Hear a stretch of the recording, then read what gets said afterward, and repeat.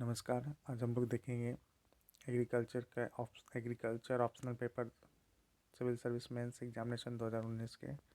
पहला क्वेश्चन है bio fortification पे। दूसरा है effect of agriculture input on soil pollution. तो आप इसको ऐसे लिख सकते हैं कि फर्टिलाइज़र का chemical fertiliser, chemical pesticides, chemical herbicides का क्या इफेक्ट है। What are the effect of ozone layer depletion. क्या दिखा, तो इफेक्ट हमेशा पॉजिटिव भी हो सकता है, नेगेटिव भी हो सकता है। Agroforestry system in Indo Gangetic plain. Agroforestry क्या होता है कि एग्रीकल्चर क्रॉप एंड फॉरेस्ट्री दोनों को साइमल्टेनियसली ग्रो करते हैं ग्रो करते हैं और अप्लाई मैनेजमेंट प्रैक्टिस। तो इंडोगैंक्टिक प्लेन मतलब क्या, जैसे यूपी, बिहार, इन सब रीजन में क्या इफेक्ट है। Current status of biological weed management. Biological weed management का क्या करेंट स्टेटस है। उसका दूसरा क्वेश्चन है, इसमें डिफ्रेंशिएट करने, जैसे कैच क्रॉप और ट्रैप क्रॉप में क्या डिफरेंस है। Narrow spectrum and broad spectrum herbicide में क्या डिफरेंस है। फॉडर एंड फॉरेस्ट क्रॉप में क्या डिफरेंस है। Social forestry and agro forestry में क्या डिफरेंस है। तो सोशल फॉरेस्ट्री क्या है, flow of protection and recreational benefit to the community. Agro forestry तो अभी बताया था आप लोग को। फिर ऑर्गेनिक फार्मिंग क्या होता है, इसका भी लेक्चर है। Given account to social economic and environmental dimension of organic farming. Social में क्या होगा, हेल्थ होगा इसका। और इसके ऑर्गेनिक एजुकेशन मतलब ऑर्गेनिक फार्मिंग का जो एजुकेशन एक्सटेंशन सर्विस है। इकोनॉमिक में क्या हो जाएगा, इकोनॉमिक में high fetches price, demand supply काफ़ी ज़्यादा है। और इन्वायरमेंट पे क्या हो जाएगा कि सस्टेनेबल होता है लॉन्ग टर्म के लिए। Choice of crop and cropping system is govern by length of growing season critically comment. ये कहना चाह रहे क्रॉपिंग सिस्टम में जो हम लोग क्रॉप जो चॉइस करते हैं उसका ग्रोइंग सीजन के लेंथ पे बहुत इफेक्ट होता है। उस पर कमेंट करना है कि मतलब इसका ये रखना है। क्रिटिकली कमेंट का मतलब होता है कि इसका पॉजिटिव भी देना है, नेगेटिव भी देना है, और फाइनली इसको कंक्लूड करना है। थर्ड क्वेश्चन में आता है how to increase the yield of wheat under late sown condition. Late sown condition में व्हीट का यील्ड कैसे बढ़ा सकते हैं। उसके बाद है what do mean by precision farming. Precision farming का क्या मतलब है। What given account smart agriculture technology used in precision farming. Smart agriculture technology कौन कौन से यूज़ करते हैं। प्रिसीजन फार्मिंग मतलब क्या होता है कि हम लोग जितने भी फार्म पे एक्टिविटी करते हैं वो प्रिसाइज्ड मैनर में करते हैं। इस पे भी लेक्चर है।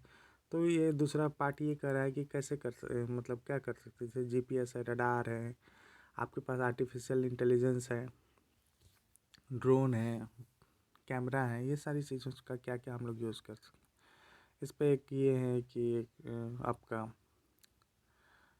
वीट का एक न्यूमेरिकल दिया हुआ है, इसको आप लोग सॉल्व कर सकते हैं। Explain the utility of remote sensing and GIS in agriculture. तो रिमोट सेंसिंग का अलग यूटिलिटी देना है, जीआईएस का अलग देना है।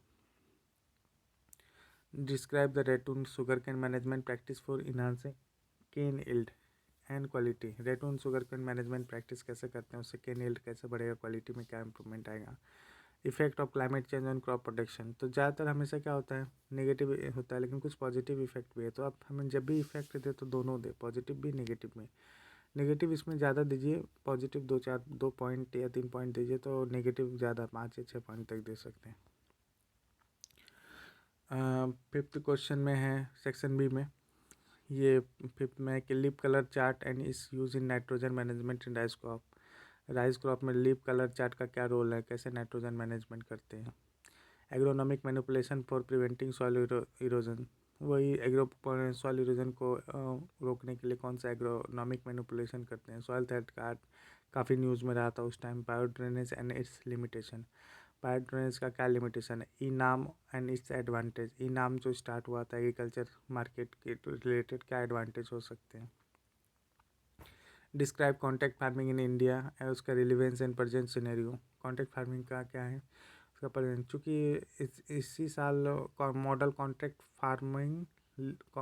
फार्मर लीजिंग एक्ट लाया गया था, तो ये इसके बारे में था, तो उससे कोरिलेट करके क्वेश्चन पूछा गया है।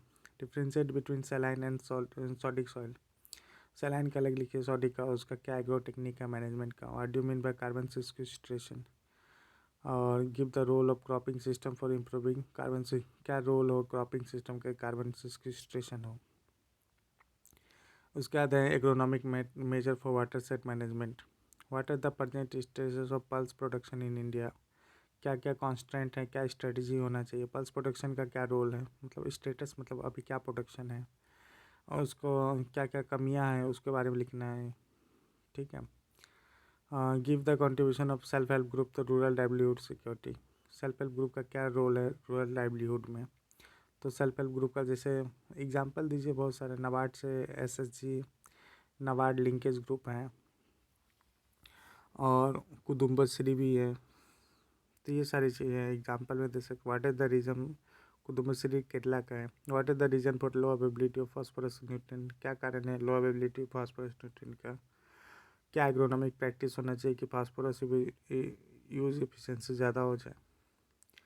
नेक्स्ट है give an account of modern communication technology for agriculture transformation.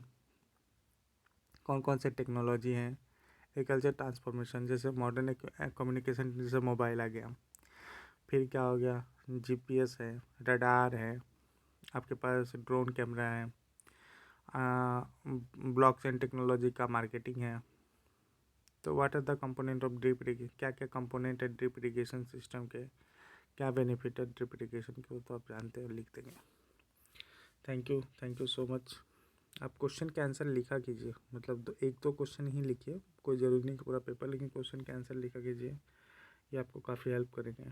Thank you.